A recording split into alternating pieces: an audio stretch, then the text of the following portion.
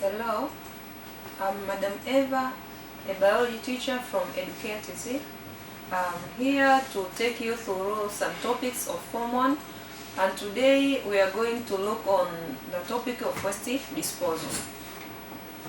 On this topic, we are going to look on the following subtopics: meaning of waste, types of wastes and other categories of waste, sources of wastes, waste disposal, as well as ways of reducing waste. For our Form 1 students, this is among of the topic in which they have to be taught. And today I'm going to teach only 3 subtopics on this session, and the remaining ones we are going to study it on the following sessions. Starting with the first subtopic, which was the meaning of waste. Waste are unwanted or unusable materials or substances in our environment.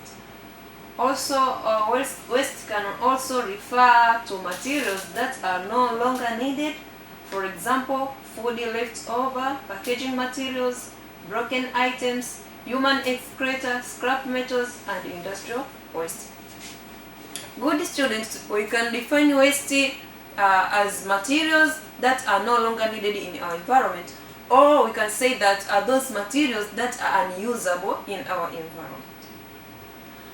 In this way we can say that waste ni uchafu ambao unapatikana katika mazingira yetu, na uchafu huu unaweza ukawa ni mfano food remains, tunaweza tukasema mabaki ya chakula majumbani huko au popote pale. Pia tunaweza tukaangalia mabaki ya vile vyombo ambavyo vimetumika, labda vilitunza kitu fulani, baada ya kutumika vinatupwa katika mazingira na tunavita ni uchafu. Also, tukienda kwenye subtopic nyingine which is types of waste, we can see that there are different criteria of classifying wastes. Basing on the physical states, waste can be classified into solid, liquid, and sludge or gaseous wastes. My dear students, tunapozungumzia aina za waste, kwenye mazingira yetu tunaona uchafu mwingi, lakini ule uchafu unagawanyika katika makundi tofauti, na hapa tunaenda kuangalia their physical appearance, zinaonekanaje kwa nje. Hapa tunapata makundi matatu ambapo tunaona kwamba tuna solid ama solid waste ama taka katika hali ya ugumu. Pia tuna liquid waste ambazo ni uchafu ama taka katika hali ya kimiminika. Pia tuna sludge and gaseous waste ambazo hizi ni taka katika gaseous waste ni taka katika hali ya hewa, mfumo wa hewa, na pia sludge waste zinaweza zikakaa katikati ya liquid as well as solid waste, and we are going to see on one after the another. Starting with the solid waste, we can say that solid waste is a hard waste material. For instance, household garbages, bottles, plastics, papers, broken glasses, scrap metals, old tires, empty cans, and construction wastes. Dear students, tunapozungumzia solid waste, as we see later, tumeona kwamba ni zile aina za waste ambazo zinakuwa katika hali ya ugumu. Na kwa namna hii tunaona kwamba taka nyingi zilizo kwenye mazingira yetu zinaenda kuangukia katika hii kind ya nini ya waste. Mfano, tunaweza tukaangalia taka kutoka majumbani nyingi, labda umetengeneza chakula, umekata viungo, zile taka zinazobaki zinakuwa ni taka katika hali ya ugumu, tunaita ni solid waste. Pia construction activities zinazotendeka, zile mabaki kama mabaki ya mabati, mabaki ya ceiling boards, pia mabaki ya tiles na kadhalika, hizo zinaenda kuangukia katika aina ya uchafu ambao tunaita ni solid waste. Ziko mifano mingi ya solid waste, tutaendelea kuangalia. Pia tuna mfano katika picha, we can see this surrounding here.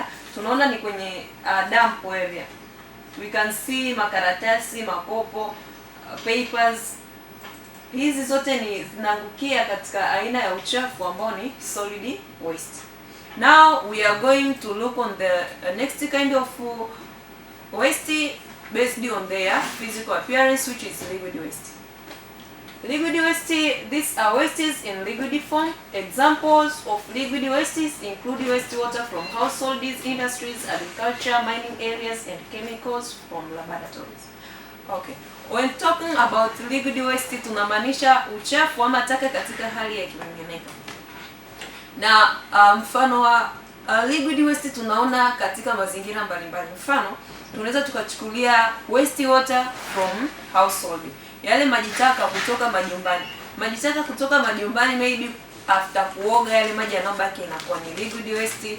Pia maji taka majumbani after kufua ama kuosha vyombo, yale maji yanayobaki yanaangukia katika liquid waste.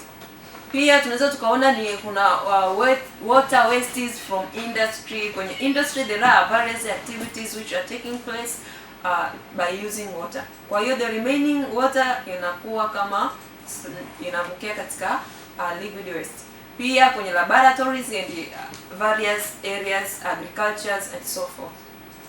Now we are going to look on the example of liquid waste in a picture form. As we see in this picture, we can see the pipes. Maybe it may be from household or industry, even from laboratories. Tukiangalia hizi pipes hapa, mabomba yanatoka mengi, tuna experience kwenye mazingira yetu. You can see zinatoka katika majumba ya watu, zinatoa uchafu barabarani and so forth. So this kind of liquid here inakuja kuangukia katika liquid waste.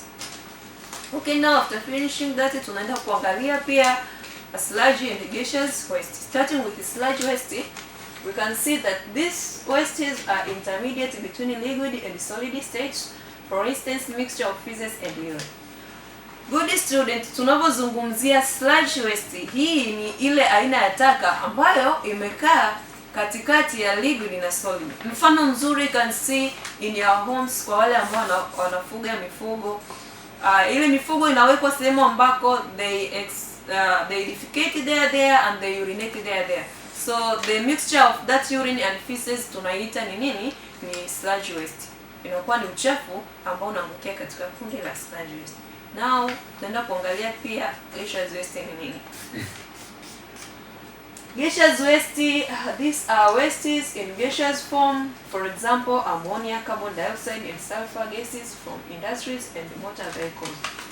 Also, we have to take a note that gaseous waste have the capacity to spread over a wide area.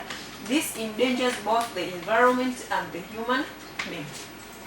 My dear student, tunapozungumzia gaseous waste, as we know, gas ni hewa. Mfano wake, you can see ammonia, kuna carbon dioxide, kuna sulfur gases. Hizi zinatoka kwa mfumo wa hewa. What we have to take a note ni kwamba gaseous waste ina capacity ya kuspread widely, very widely, also within a short time na over a wide area. Kwa hiyo inakuwa na uwezo mkubwa wa kuaffect ama kusababisha effect kwenye mazingira mengi, pia na kwa vile viumbe ambavyo vinaishi katika hayo mazingira. And now we are going to look on the example of that gaseous waste. We can see a motor vehicle here. Even though in industries surrounding us tunaona kwamba kuna kama mfumo wa mabomba fulani yanatoa moshi nje. Huu moshi unakuwa umebeba hizo gesi kama ammonia, carbon dioxide, sulfur ambazo zinaenda kuwa uchafu katika mazingira na pia kuaffect mazingira yetu. Okay. After finishing on these types of waste based on their physical appearance, now we are going to look on the other categories of waste. Other categories of waste, we can also categorize waste as either recyclable and non-recyclable wastes, biodegradable and non-biodegradable, as well as hazardous and non-hazardous waste. Apart from those three kinds based on their physical states, now we are going to look on this based on the way they affected the environment. And now we are going to start from one after another. Starting with the recyclable waste. These are wastes that can be processed to make useful products. Example of recyclable wastes are metallic objects, plastic objects, glass, and the paper wastes. Okay. When you talk about recyclable waste, recycle means mzunguko. You can use the material in a certain area, also you can use it in the another area. Mfano mzuri tunaona kwamba those plastic wastes, hizi ni taka ama ni uchafu ambao upo kwenye mazingira yetu, ambao ukitumika vizuri unaenda kututengenezea bidhaa nyingine. For instance, plastics ama broken glasses. Broken glasses zinaweza zikakusanywa zikapelekwa katika industry na zikayeyushwa kututengenezea glass bottles. I hope you understand on the recyclable waste. And you can see in this example tunaona kuna majiko ya mkaa ambayo yameharibika. Kwa hiyo hii kind ya waste inaenda kuangukia kwenye recyclable, since tunaweza tukazitumia kututengenezea majiko mengine. Pia tunaona kama kuna papers pia ambazo zinaweza zikatumika kwenda kututengenezea tissue paper. Okay. On non-recyclable waste, you can see that non-recyclable waste refer to wastes that cannot be processed to another new object. Example of non-recyclable material include hazardous chemical containers, used batteries, empty spray bottles, empty aerosol cans, mirrors, bulb, and medical waste. On talking about non-recyclable waste, we can say that it is the vice versa of recyclable waste. Tunapozungumzia non-recyclable waste ni zile aina za taka ambazo hatuwezi tukazitumia kututengenezea product nyingine. And you can see example ni zile chemical containers ambazo tayari zimeshatumika. Because they are hazardous, they cannot be used for making another instrument or product kwa sababu zina chemical sumu. Pia we can see used spray bottles, also used batteries haziwezi kutumika kututengenezea kifaa kingine ama product nyingine. And now we are going to look on one of the example of this non-recyclable waste in picture form. As we see in this picture, you can see there are a lot of batteries. These are already used batteries, and since they cannot be reused again to make another product, they remain in our environment. Other group is biodegradable waste and non-biodegradable waste. Starting with this biodegradable wastes, these are waste from living things that can be decomposed easily by bacteria and fungi. Example of biodegradable waste include food remains, wood, grasses, paper, and cotton cloths. Looking on biodegradable waste, we can note two things. First, they are the wastes from living things, and the second thing is that biodegradable waste cannot be decomposed easily either by fungi or bacteria. And a good example of biodegradable waste, you can see grasses, those cotton cloths, we can see food remains and so forth. Kwa hiyo aina ya waste itakaangukia katika biodegradable waste ni ile aina ya taka ambayo inaweza kuvunjwa kwenda kwenye simple forms either na fungi ama na bacteria. Na mifano yake ni kama tulivyoiona, grasses, majani, nguo zile zilizotengenezwa na cotton, pia tunaweza kuona mabaki ya chakula na kadhalika.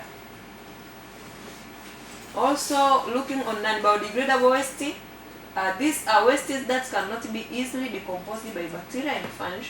Some can remain in the soil for a long period, whereas others cannot decompose at all. Example are plastic material, glass, metals, and some pesticides. On this group of waste, we see there is biodegradable and non-biodegradable. Non-biodegradable are those wastes that cannot be decomposed either by fungi or bacteria. Na mfano wake hapa tunaenda kuona glasses ama plastic materials. Hizi ni aina za wastes ambazo zinaweza zika remain on the soil years and years. Unaweza ukatupa waste mfano plastics hapa kwenye mazingira, baadaye after labda miaka 3 ukaja ukalima pale na ukaikuta bado ina exist, since they cannot be decomposed easily by fungi and bacteria. Now we are going to see on hazardous and non-hazardous waste, starting with hazardous waste. Hazardous waste, these are waste with potential to cause harmful effects to humans or the environment. They are considered harmful because they may either contain toxic substances or disease-causing organisms. Examples are industrial and hospital wastes. Waste that can transmit infections or cause disease are referred to as hazardous waste. Oh, okay. On talking about this hazardous waste, tunaweza tukarifaa neno hazard as kwamba inamaanisha hatari. Kwa hiyo tunapozungumzia hazardous waste ni zile aina za waste ambazo zinatambulika kusababisha madhara kwenye afya au kwa mazingira. And you can see good example of hazardous waste ni most of wastes from laboratories or industries. Hizi ndo ambazo zinakuwa ni hatari zaidi kwa sababu kwenye laboratories kuna kemikali sumu kibao, na pia kwenye viwanda vitu vingi vinatengenezwa kwa kutumia kemikali. Kwa hiyo tunaweza tukasema kwamba kemikali hizi zikija katika mazingira ama uchafu ukija kwenye mazingira utaenda kusababisha athari either kwa viumbe hai ama kwa mazingira. And now we can see that if such kind of hazardous waste ikipelekea either infection ama diseases kwa living things, hiyo inaitwa biohazardous waste. And now we are going to look on non-hazardous waste, and which non-hazardous waste, these are wastes with no potential harmful effect to human or the environment. And they include leaf litters, grasses, and wood. If allowed to accumulate in the environment, they do not cause infection and diseases. My good students, you can see that non-hazardous waste are those wastes that are known to cause no harmful to either the environment or the living creatures. Kwa tunapozungumzia hizi non-hazardous waste, tunaweza tukaangalia mifano yake ni kama mabaki ya majani ya miti yale yanayoanguka katika ardhi, grasses. Zote hizo haziwezi zikasababisha madhara kwa viumbe wanaoishi au kwa mazingira. Pia tunaweza tukaona wood ama magogo yale yakikatwa yakibaki katika mazingira. Ni uchafu lakini hayawezi kusababisha madhara yoyote kwa viumbe au kwa mazingira. Hizo tunaziita ni non-hazardous waste.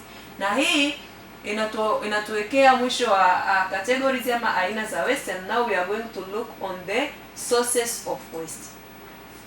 On the sources of waste, you can see that waste can be produced in different sources, namely households, schools, hospitals, markets, and industries.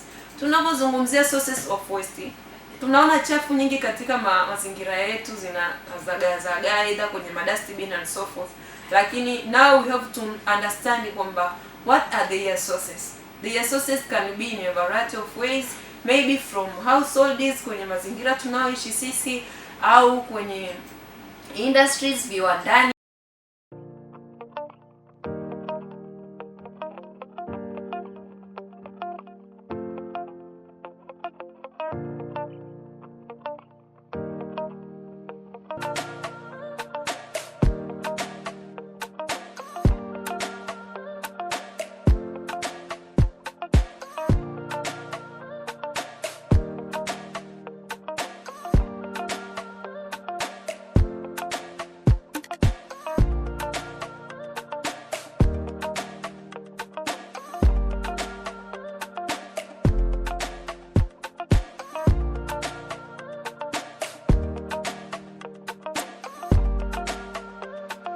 Purchase your tracks today.